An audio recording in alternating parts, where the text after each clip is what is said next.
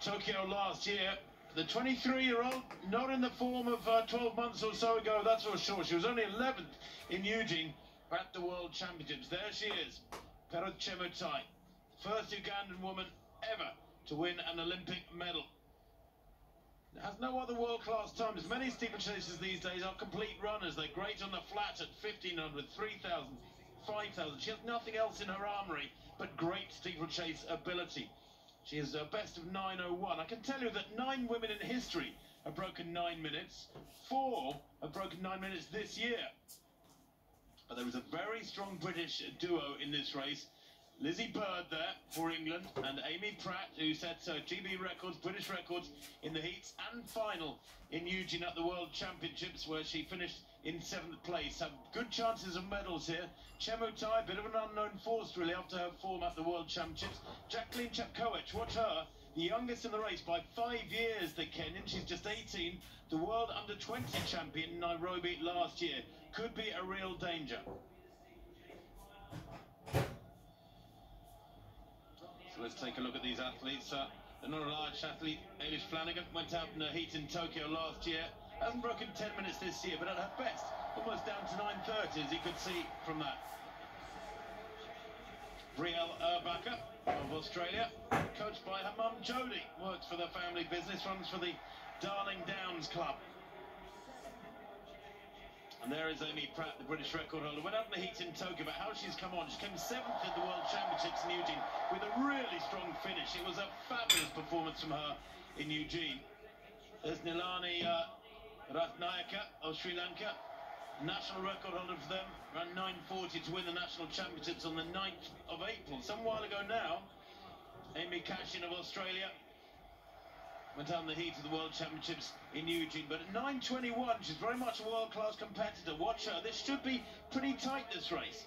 Lizzie Bird of Great Britain, Shaftesbury Barnet Harriers, born in Manila in the Philippines, coached by Pat McCurry, and 9th in Tokyo last year at the Olympic Games. She has best of 9:19. There is Chemutai, the Ugandan. Bit of a mystery over her form. 5th in the World Championships 3 years ago, but the Olympic champion in spectacular fashion with that personal best of 9:01 to win in Tokyo last year. And Jacqueline Chepkoech, I think she's a bit of a dark horse, this young lady. Only 9:21 this year, and that is her lifetime best. But for the 18-year-old, it was at Nairobi, at altitude, at about 6,000 feet. So that means that she can go a great deal faster. There's no doubt about that. Again, Chepkoech of Kenya, like the Olympic champion Chemutai, has no world-class times up the distances. So away they go. A small field, but it promises to be a fascinating race, this one. The English duo have got to give their best here to live with the best of the East Africans. And I'll tell you what, Chepkoech has laid down her case straight away. Look at that. Goodness me, 150 metres run, and she's away and gone.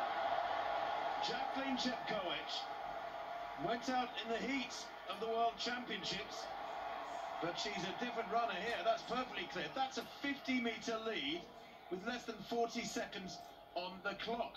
Talk about getting a slap in the face from one of your competitors. This is such a shock for the rest of that pack. They must be wondering, what on earth do they do? If these two, or one of them, comes back, then of course there'll be a chance of getting a silver medal. But at the moment, the gold and the silver are 50 or 60 metres further up the track. And Chepkoech, the Kenyan, leading, the youngest in the field. She's only 18. The Olympic champion from Uganda tucked in behind her. I wonder if she knew this was coming, but clearly she was prepared for it, because she's gone with it, almost tripping over the heels of the Kenyan. Well, it's an extraordinarily bold start from one so young, but you don't happen to fluke upon a World Junior title. And Jacqueline Chepkoech has grabbed this race by the scruff of the neck. But Perot Chemutai, the Olympic champion, only 11th in Eugene, as you said, Tim, should be hugely disappointed with that. It's over 7 seconds back to Amy Pratt, and Amy Pratt secured a massive national record when she finished 7th in Eugene. So Pratt in 3rd actually beat the Olympic champion in that final in Eugene. And I guess the only danger here, Tim, they are two world-class performers, but have they gone a little bit too hard too early? Well, I suppose the other danger is that the pack of 6 behind them start watching each other and running for the bronze and don't try to close this gap. Who's going to lead the pack and do the hard work to drag them back to this duo out in front? It's almost as though this has been choreographed, arranged. Chemutai, the Olympic champion from Uganda, has taken her turn at the front now after Jacqueline Chepkoech of Kenya did her stint for about 45-50 seconds. So they are working together, it would seem, whether or not there's been any verbal agreement.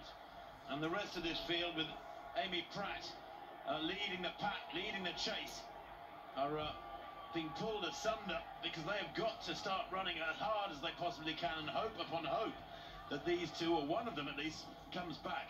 But they're loping along, looking very, very comfortable. And what is fascinating about these two women is they are specialist steeplechasers. I've been looking at their cards. Neither of them has any world-class times at 1,500, 3,000 on the flat, 5,000, 10,000, nothing. Just steeplechase.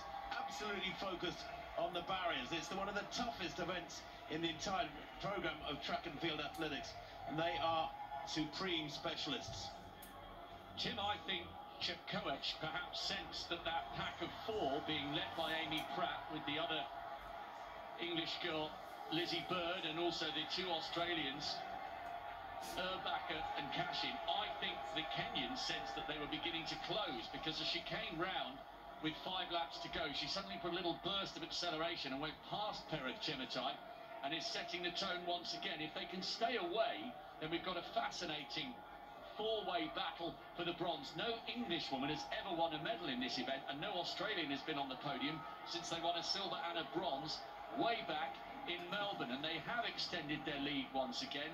What a huge gap this is, and what can this pack do to try and close what looks like an unbridgeable gap now?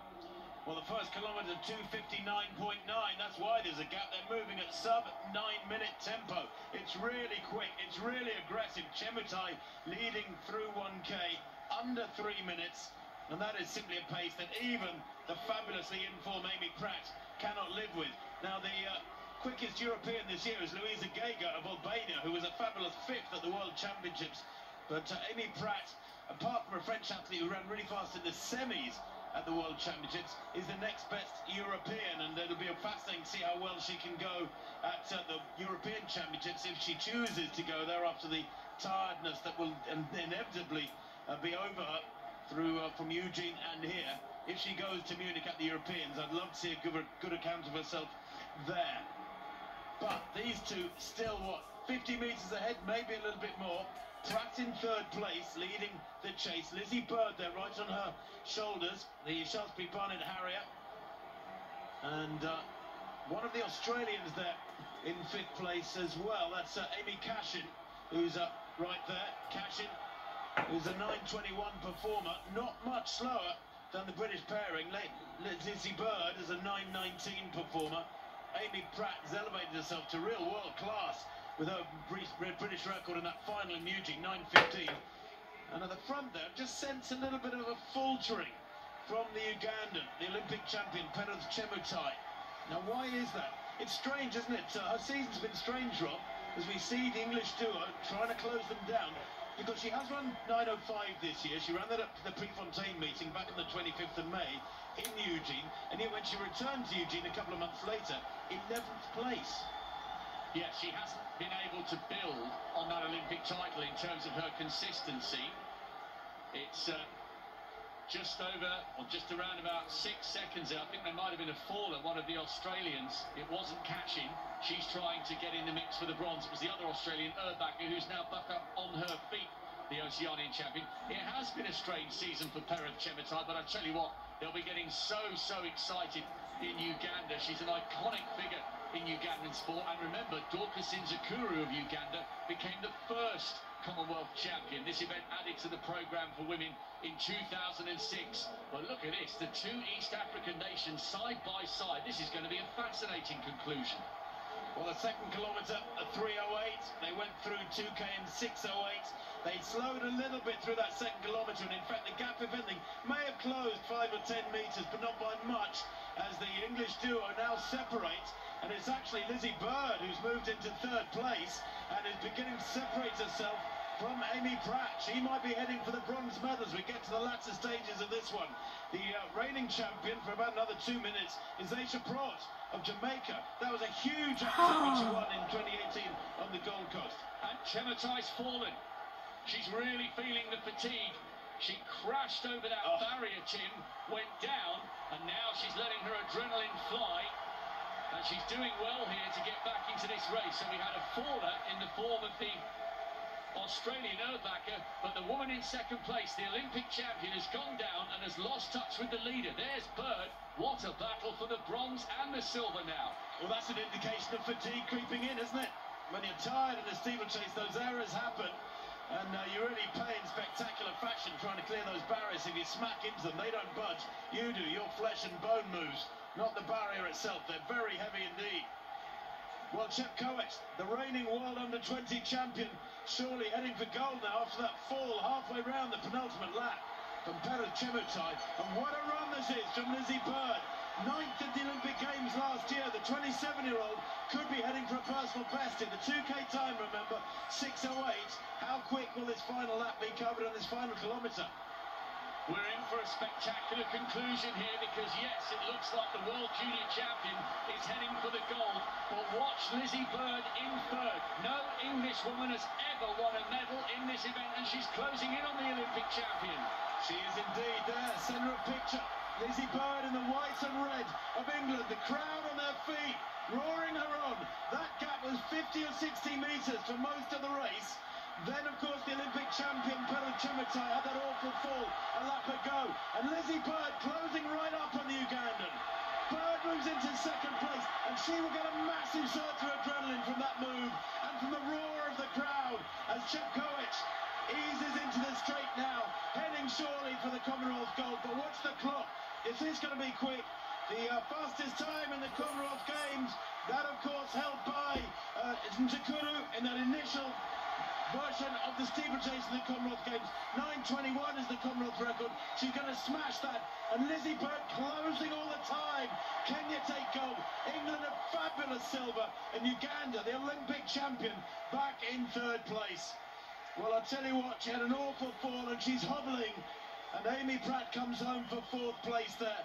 But I'll tell you what, in the words of my old colleague back in the 1980s, Colin Reitz, who took a World Championship bronze medal in the steeplechase in the inaugural World Championships, when Henry Marsh fell on the home straight when heading for third place, and Colin eased past him, clearing the barrier okay, and he was interviewed afterwards. He said, in on her anyway, but the acceleration she produced over the last 600 metres was roared on by the crowd. It was a brilliant effort. She's broken her PB, Lizzie Bird, 9:17. That is an absolutely staggering performance. Chemetai's really hurt herself. She's done well to carry on and finish that race on the podium, the Olympic champion. But what a run by Bird to come through and separate the two East Africans with the first medal by an Englishwoman in this event. But she'll be back for more. She's young and full of spirit, clearly. But Kenya's celebrating gold in the event that they feel they own. They've won 8 of the 12 medals in this event in the 4 previous editions of the Commonwealth Games. Well, now they have a 9th medal out of 15. And Lizzie Bird is on cloud 9. I don't think she can believe it. Coach Pat McCurry deserves a massive pat in the back for getting it right here. That is quite wonderful. Went out in a heat at the World Championships where she ran 9:23. That was still a solid run. But Rob, you're right, a personal best, 9:17 here. Only a couple of seconds off that British record of Amy Pratt. Chemetai took such a heavy fall. It was a brilliant run by Bird for second. All credit to Chemetai for carrying on. Watch on the left of picture. Fatigue was setting in. Okay, this isn't the fall. This is the moment that Bird went past her. And actually, if it had been another half a lap, Amy Pratt might well have caught Perez Chemetai. I thought Chemetai might struggle with that last water jump, but she managed to vault it in her own